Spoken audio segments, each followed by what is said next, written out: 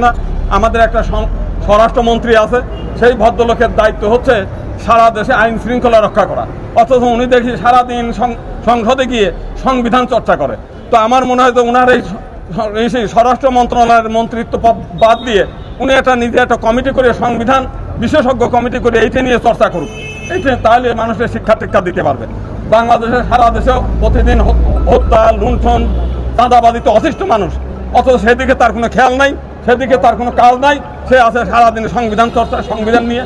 যেখানে আইনমন্ত্রী রয়ে গেছে এই কথাগুলো বলার, সেখানে কিন্তু সেগুলো করতেছে না।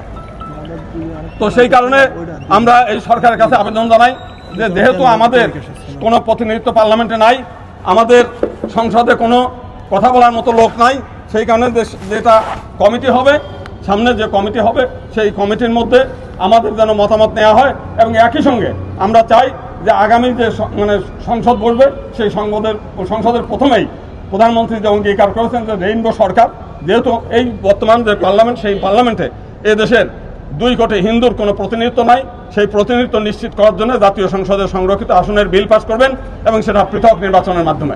আমরা এই 2 কোটি জনগণকে বাইরে রেখে এই সরকার চলবে, সে সরকার কোনোভাবেই সুষ্ঠুভাবে চলতে পারে না এবং এটা বিশ্বব্যাপী কোনো গ্রহণযোগ্য হবে না। আমরা দীর্ঘদিন এই ফ্যাসিবাদের বিরুদ্ধে আমরা কথা বলেছি।